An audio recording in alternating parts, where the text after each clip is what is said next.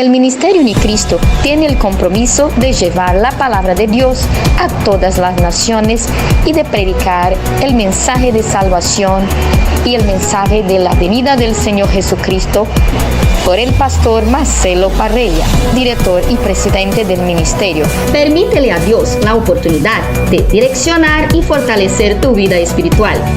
No olvides de suscribirte en nuestras plataformas virtuales y nuestro canal de YouTube. Quédate con nosotros.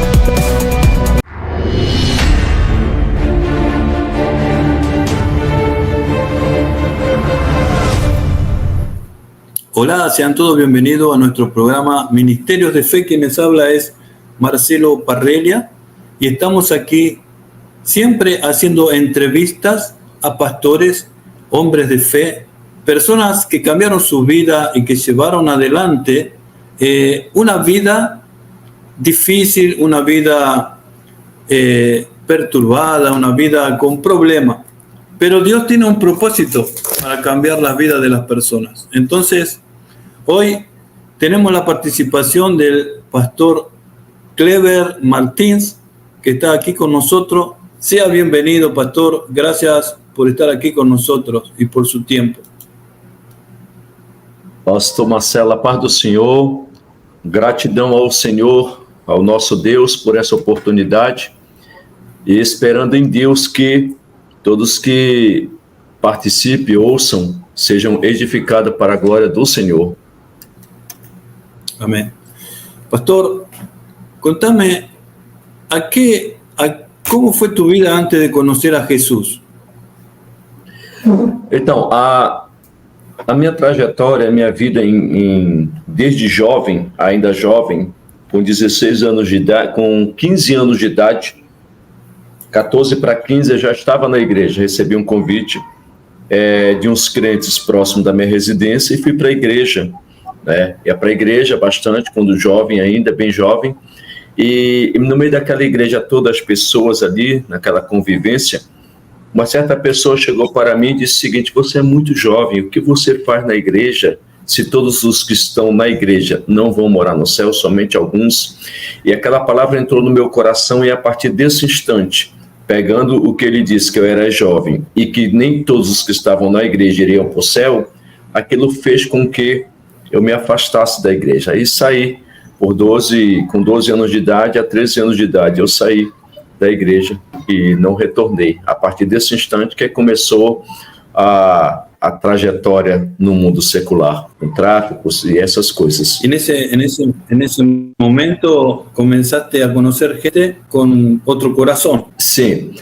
A partir desse instante em que eu me afastei, abri mão de tudo e deixei tudo para trás, foi o momento em que começaram a aparecer as propostas, vieram todas as propostas. E como era jovem, sabe que jovem ele tem um pensamento totalmente diferente do que deve ser a luz da Bíblia.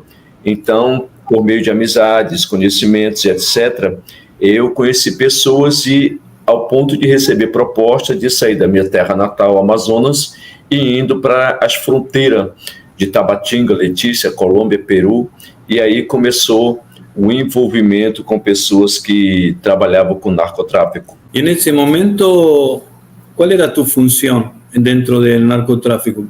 Que trabalho fazia? Quando eu comecei a trabalhar com eles, eu fazia uma ponte da parte da fronteira, descendo para o Amazonas pelos rios, Rio Negro dos Solimões, e após uma ou duas vezes feito isso, veio as propostas para subir à Europa. Foi da onde eu me desloquei da cidade de Manaus, minha terra natural, e indo para Colômbia, fronteira Letícia, no qual ali eu fui preparado para subir a Europa com outras pessoas. A partir desse instante aí é que eu comecei a me envolver mais a fundo com eles e a partir daí seguir viagem em diante. Quantos anos estuviste nessa vida?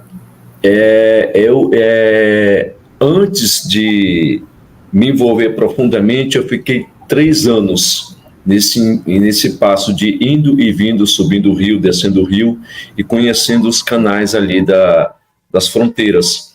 Após isso aí que veio a proposta para o exterior, rumo à Europa, via Colômbia, Bogotá, Letícia, e praticamente não foi muito tempo que eu convivi com isso, porque logo me veio a prisão nos Estados Unidos. Depois da minha primeira viagem internacional, a primeira viagem internacional fora do país foi quando houve um problema e eu não passei, fiquei no meio do caminho e aí começou outra trajetória. ¿Vos sentís que fuiste vendido por algún amigo? Sim, isso aconteceu, eu soube quando já estava lá dentro. O trajeto foi esse, a proposta foi feita, aceitei a proposta, recebi uma parte do dinheiro para embarcar sentido Zurique, Europa. Porém, nesse trajeto que eu saía por Bogotá, de Bogotá com escala a uma cidade de Porto Rico, Bayamón, Porto Rico, ali Estados Unidos, que é a fronteira, ali foi quando fui encontrado pela aduana, fui parado e alguém entregou para que algo maior ou alguém maior passasse adiante. Como a gente costuma entender como é que funciona. Uns param para chamar atenção, seu foco, quando se passa um avião por cima com uma quantidade maior. E aí que começou a trajetória de ficar preso. E lá dentro foi quando eu descobri como é que funcionou tudo para que eu ficasse lá. Quantos anos estuviste preso? Eu fiquei 6 meses na estatal de Porto Rico, Bayamón, São Juan, Porto Rico, 6 meses esperando a sentença, como era um preso internacional. Após 6 meses numa prisão estatal, fui sentenciado com 4 anos e daí eu fui deportado para Miami, e de Miami eu fui para Jefferson, Georgia, diferentes cidades dos Estados Unidos, e ali nos Estados Unidos, dentro dos Estados Unidos, em Mississippi e Jefferson, Georgia, foi quando eu fiquei 4 anos preso por tráfico internacional de drogas e ainda tinha 16 anos somente nessa época. Y las leyes en Estados Unidos funcionan muy diferente a Brasil. Por ejemplo, acá con 16 años vas a un reformatorio y a los 18 salís limpio.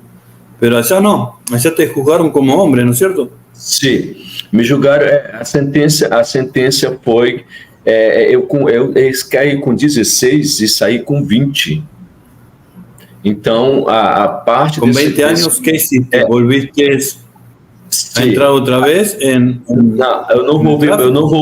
Não, eu não voltei porque eu tinha que ficar ausente dos Estados Unidos por 10 anos. Porém, após ter cumprido a sentença de 4 anos, e terminou ficando um pouquinho mais por causa da migração que não foi buscar, e terminei ficando um período mais porque era muito rebelde, então brigava muito e ameaçava muitas pessoas, e sempre foi uma vida conturbada em relação à raiva, ódio, essas coisas todas, e sempre tinha problema. Então, partes da sentença eu sempre vivia mais no calabouço, trancado, do que no meio da população prisional. Então, foram 4 anos e meio, depois eu fui deportado para o Brasil. Aí, quando você chegaste ao Brasil, como começaste outra vez tua vida? Sim, quando eu retornei para o Brasil, em 92, eu fui deportado para o Rio de Janeiro, não conhecia o Rio de Janeiro, porque era oriundo do Amazonas, e na cidade do Amazonas, que é minha terra natal, Rio de Janeiro, eu fiquei uma semana. Tinha uma irmã que morava na cidade do Rio de Janeiro, compramos uma passagem, voltei para o Amazonas, fiquei um período no Amazonas e depois retornei via barco para a Colômbia para procurar as pessoas que assim me colocaram lá e exterminá-las, matá-las. Então aí já é um pouco mais de história. Uma vingança. Sim. Existe uma vingança? Isso. Terminou em sequestro, terminou em prisão novamente lá. E a pessoa a qual eu estava correndo atrás dela para quitar essa pendência, resolveu o que tinha que ser resolvido, terminou fugindo para a Europa e até então nós nos encontramos mais. Não nos encontramos nunca mais. Graças a Deus. Deus seja louvado. Só que o interessante, o pastor Marcelo, é que durante todo o período de prisão, na prisão estatal, em Bayamón, Puerto Rico, nunca, era jovem, nunca me tocaram um fio de cabelo, nunca me fizeram nada. Aonde eu ia na prisão, aparecia sempre um cristão dentro da própria cadeia. E após um período de 6 meses, eu fui deportado para os Estados Unidos. E nesse decorrer de tempo em que eu fiquei nos Estados Unidos, pulando de prisão em prisão, aonde eu ia, se eu estava na cama de cima, na de baixo, tinha um cristão preso. Se eu estava no calabouço ao lado, tinha um cristão preso. A única coisa que tinha nos momentos mais difíceis da minha vida, quando eu estava encarcerado no calabouço, que nós chamamos, onde você fica ali, não sabe quando é dia nem noite, era uma Bíblia. Só tinha uma Bíblia lá dentro, junto com a cama de ferro. E cada vez que eu olhava aquela Bíblia, que estava escrito Holy Bible, aquele livro da capa preta lá dentro, eu abria, mesmo sem entender nada, abria e sentia uma paz muito grande, uma coisa muito, muito forte, muito íntima. Então parecia que eu não estava naquele ambiente, parecia que eu não estava preso. Mas quando eu fechava, é como se eu retornasse à realidade. Era a única coisa que eu tinha no calabouço. Então, hoje eu entendo... Era o único que te conectava com Deus. Isso. Era mesmo sem saber de nada. Quantas cárceles estuviste em Estados Unidos? Eu tive com a estatal, eu tive em 7 prisões diferentes. Ou seja que a vos te contavam um tempo e depois te julgavam por outra causa. Sim. Então, eles sempre estavam fazendo os translados, né? Botava 4 meses numa prisão e depois botava... Foi assim, MCC, aí Tallahassee Miami, aí de Miami ia para outra cidade, aí o final da sentença, que eu cumpri toda a sentença, foi em Jeff, Georgia. Eu estive em Laredo, Texas, eu tive em algumas cidades dos Estados Unidos, mas o final da prisão foi a inauguração de uma prisão em Jeff, Georgia, que foi aonde eu concluí toda a sentença até o final. E justamente aí foi aonde eu tive mais companhia de cristãos nas celas, tentando me apresentar a Jesus, me mostrando a Bíblia e tudo isso, mas eu nunca quis nada com nada. Eu não saí de lá com Cristo ainda.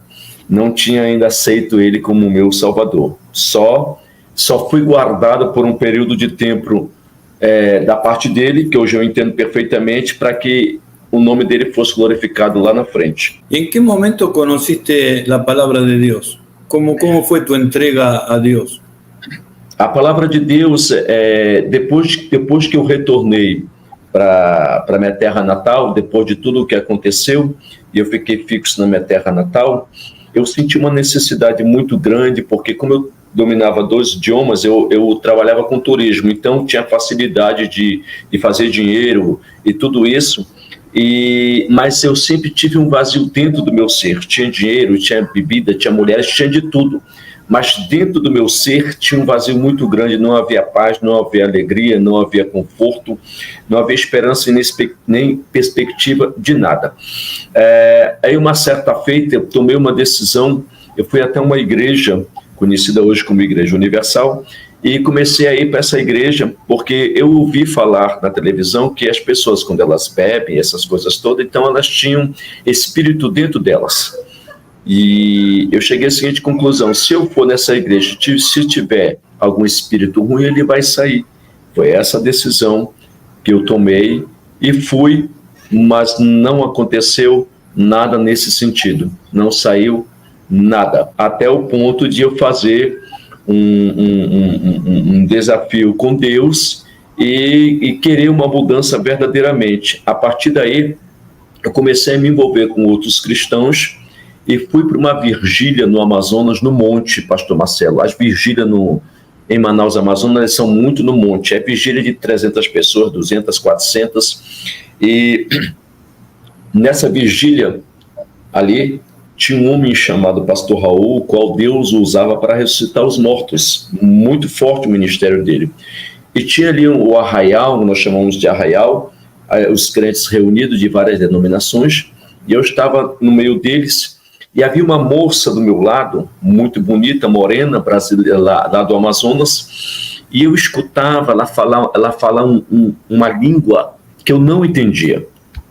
Eu escutava ela falar uma língua muito bonita, diferente, que arrepiava todo o seu corpo, e eu queria saber que língua era essa, certo? E eu comecei a me aproximar dela, e ao me aproximar dela, eu olhei para ela e perguntei: moça, que língua é essa que você fala? Aonde você aprendeu? E como é que eu faço para aprender? Ela virou para mim e disse simplesmente: essa língua, quem dá é o Espírito Santo. Eu virei para ela e perguntei: Espírito Santo, quem é o Espírito Santo? Ela disse: o Espírito Santo é quem faz isso tudo acontecer. Eu digo: então eu quero conhecer esse Espírito Santo. E naquela noite ali, o pastor Raul, como eu fiz menção do nome dele, ele fazia imposição de mão e o Senhor, por misericórdia, batizava com o Espírito Santo. Então ele mandou fazer uma fila de 12 pessoas que o Senhor iria batizar naquela noite. E eu fui para a fila, porque eu queria ver esse negócio se era verdade ou não, porque parecia assim, tipo macumba, tinha pandeiro, tinha música, as pessoas dançavam, rodavam, e eu não estava entendendo nada. Eu digo: mas peraí, isso aí tem no centro de macumba, porque um período da minha vida eu fui envolvido com isso também. Então era tudo igual.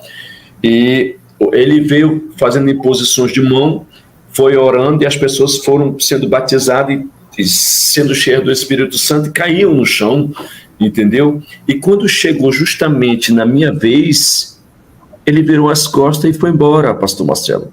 Aquilo me deixou muito brabo, muito irado, com muita raiva, que eu queria pegar ele e rasgar no meio. E aí eu levantei as mãos para o céu e conversei: olha, Deus, se o Senhor existe e o Senhor está no meio disso aqui, hoje eu quero te conhecer.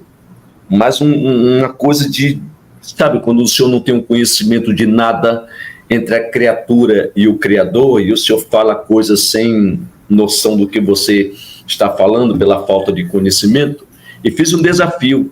E naquela noite ali, depois que eu fiz aquele desafio ali, estava acontecendo, as pessoas estavam se alegrando, tudo isso, e eu vi no meio da multidão um ser como se ele estivesse pegando fogo, e ele vinha no meio da multidão.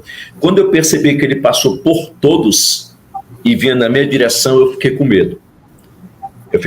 Meu Deus, agora eu vou morrer, não sei o que é isso.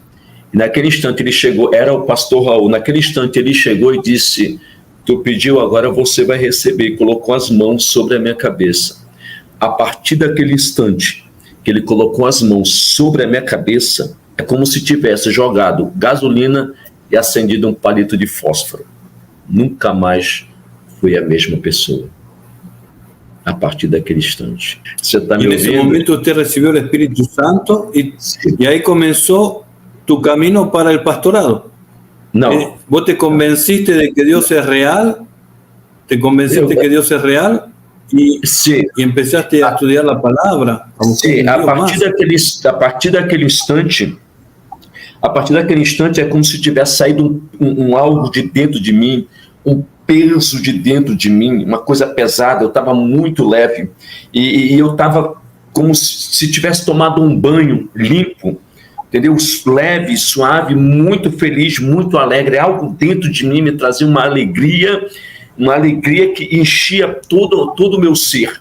E a partir daquele momento eu comecei a me envolver mais com os crentes, me envolver com o estudo da palavra e com os cultos pentecostais, e em todos os cultos, pentecostal, não pentecostal, tradicional, presbiteriana, os que creem no batismo, os que não creem, comecei a me envolver em relação às Escrituras. E desde lá o Santo Espírito do Senhor foi me conduzindo, foi me fazendo entender como é que as coisas funcionavam à luz da palavra.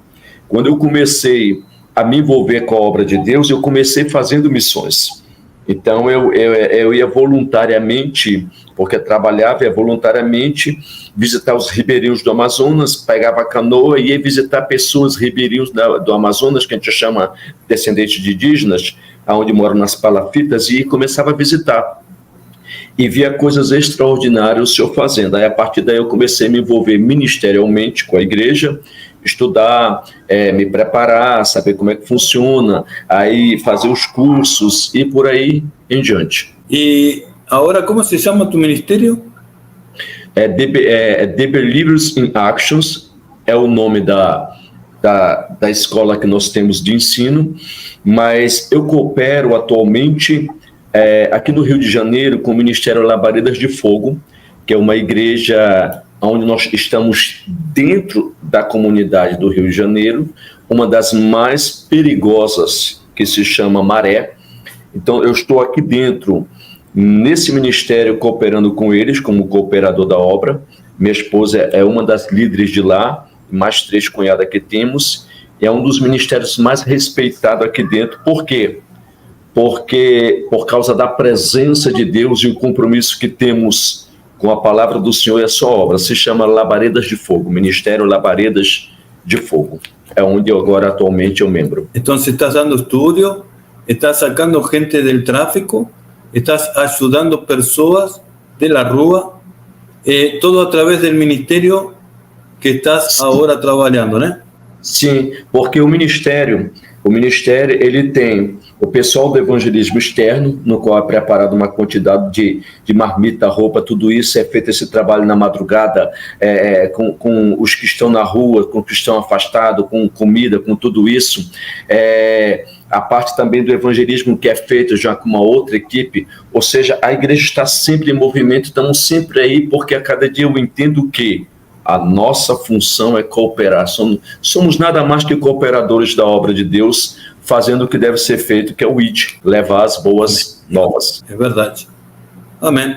E, pastor, quais seriam se alguma pessoa quer entrar em contato com você, tus contatos, canal de YouTube, de Facebook, em telefone, de WhatsApp? Então, pastor Marcelo, nós costumamos trabalhar com alianças, nós fazemos alianças e parcerias entre ministérios.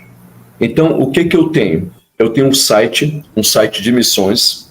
Esse site de missões está todas as informações ali de trabalhos que são executados, estão todos os contatos que nós passamos para as pessoas e intercambiamos não somente informações, mas estudos e o principal que mais me interessa, que são cultos de ruas e cruzadas evangelísticas. Então, nesse site aí, tá todas as informações. No site estão todos os estudos. No site você vai achar todas as obras que foram feitas, estão sendo feitas constantemente. Tanto o site próprio. Por que site próprio? O site próprio porque às vezes nós vamos divulgar alguma coisa num Face e somos bloqueados. No Instagram e somos bloqueados. Então, o que eu fiz? Adquiri uma plataforma, administro uma plataforma. Nessa plataforma, não somente minha, como eu abro para parcerias ministeriais, para nos ajudar. Por quê? Porque tem certas pessoas, certos cooperadores ou certa igreja que não tem a capacidade ou o valor em mãos para fazer um site. Não, nós interagimos nisso aí. Então, tudo em relação a contato, estudo, palestra, ensinamento, convite, tudo você acha no site de missões. Quais seriam tuas considerações finais? Então, as minhas considerações finais, eu quero deixar um texto bíblico para a nossa meditação diária, que é o que acontece constantemente nas nossas vidas, que está no livro de Efésios, no capítulo 6, versos 10, que diz: revesti-vos de todas as armaduras de Deus, para que possais estar firmes contra as astutas ciladas do inimigo. Porque não temos que lutar nem contra a carne, nem contra sangue, mas contra as potestades, os principados nas regiões celestiais, ou seja, estão acima. Quando o apóstolo Paulo ele nos instrui a nos revestirmos de todas as armaduras de Deus, logo eu entendo que temos armaduras, temos armas divinas disponíveis para nós. Por quê? Porque a igreja de Cristo, ela tem arma de defesa e arma de ataque. Tudo está pronto e preparado para cada um de nós, porém, está no mundo espiritual. E se está no mundo espiritual, o mundo físico é outra dimensão. Como nós vivemos em duas dimensões, o espiritual e o natural, o revestimento ele vem de cima, mas para o revestimento vir de cima, temos que buscar, temos que invocar, temos que fazer a nossa parte para que assim possamos a cada dia estar revertidos. Por quê? Porque vivemos constantemente numa batalha espiritual incansável, incessável e interminável. A cada momento das nossas vidas, essa batalha espiritual se intensifica cada vez mais. O apóstolo Paulo, na época dele ainda, ele dizia que viriam tempos difíceis e trabalhosos. E esses tempos difíceis e trabalhosos são os tempos que nós estamos vivendo agora. Então, se nós, como igreja, como embaixadores, como cooperadores, como representante de Cristo, como coluna de Deus na terra, não atentarmos para esses detalhes que nós precisamos a cada dia para lutarmos e vencermos em prol da nossa família, dos nossos entes queridos, daqueles que amamos, que estão próximos ou distante, se nós não nos revestirmos realmente, nós não vamos conseguir, porque o nosso inimigo, dentre muitas armas que ele tem 3 qualidades. A primeira qualidade que ele tem é que ele não desiste. Segunda, ele não se cansa. Terceiro, ele não dorme. Então, se nós pararmos para tentarmos à luz da palavra e nós nos revestirmos a cada dia da palavra de Deus, do conhecimento da palavra do Senhor, a cada dia nós vamos, com certeza, unidos em Cristo, unidos na palavra, unidos no Espírito do Senhor, vencer, conquistar e realmente chegar até o ponto final, que é o arrebatamento da igreja. Porém, temos que estar unidos num só corpo, numa só fé e num só propósito. Eu quero deixar essa palavra para tua meditação, o revestimento da palavra do Senhor, o revestimento de tudo que o céu tem disponível para você. Amém? Pastor Marcelo, esta palavra que eu quero deixar. Muchas gracias, pastor. Quiero pedirte que para terminar, que ores para que toda nuestra gente que está escuchando, tenemos al pastor Silvestre López Durán de México, tenemos a nuestra amada misionera, pastora también Ana María Soler Franque, de aquí es argentina, pero está aquí viviendo en Brasil, Nelson Caro de San Pablo, Mara Pacheco, nuestra amada misionaria, el pastor Patricio de Argentina, tenemos a Mari Trujillo de México. Entonces, vamos a orar por eso, ¿ven? Amém. Amado Deus e eterno Pai, Deus, eu oro a Ti no nome de Jesus, ó Deus. Pai, eu quero Te apresentar neste dia os Teus filhos e as Tuas filhas, na cidade dos Méxicos, meu Senhor, e cada cidade assim que foi mencionada. Quero Te pedir, meu Senhor da glória, Pai, que o Teu Espírito, meu Senhor, venha sobre a vida deles a cada dia, estruturando, fortalecendo, levantando, capacitando, meu Senhor, dando a cada dia o discernimento, meu Deus amado, de tudo que acontece no mundo espiritual, Senhor, porque a Tua palavra nos ensina que a nossa luta não é contra a carne nem sangue, meu Senhor, mas é contra as potestades destes últimos dias, Senhor. Eu te peço, meu Pai, que o Senhor guarde, que o Senhor levante, Pai, que o Senhor encha da sua presença a cada um desses líderes, meu Senhor. Pai, que eles venham, meu Senhor da glória, gerar liderados, meu Pai, cheio da Tua graça, da Tua virtude, meu Senhor, do discernimento, Pai, de Espírito, Pai, com os dons mais excelentes, ó Pai. Deus, esconde, meu Pai, este povo na Tua aljava, Senhor da glória. Levanta uma geração cheia, uma geração inflamada pelo Teu Espírito, meu Senhor. Uma geração, meu Pai, que exala a Tua presença. Uma geração movida, Pai, de compaixão pelas almas, meu Senhor da glória. Pai, quero ministrar bênção sobre, meu Pai, cada vida, sobre cada ministério, meu Pai, sobre cada pai de família, sobre cada mãe, sobre cada lar, meu Senhor. Ó Deus, Tu eres o Deus de perto, o Deus de longe, o Deus dos montes, o Deus dos vales, o Deus das campinas, meu Senhor. Portanto, Pai, eu te peço e coloco cada vida, meu Pai, que alcança a nossa voz no Teu altar, em nome de Jesus. Amém.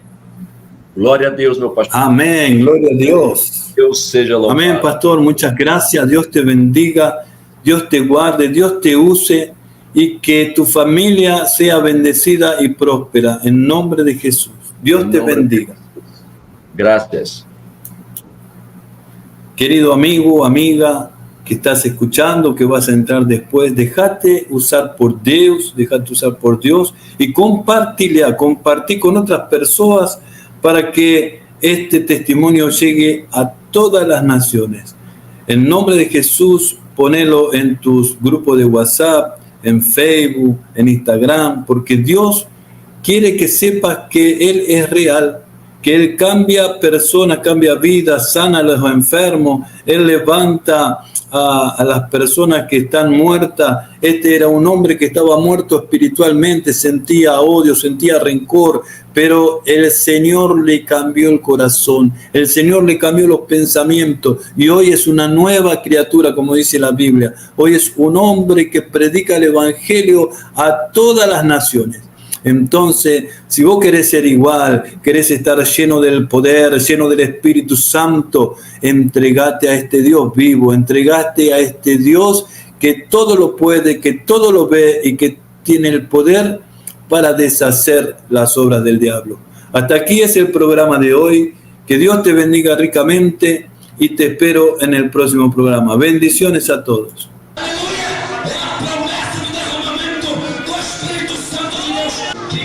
Levanta a mão. Senhor, eu quero ser o novo homem.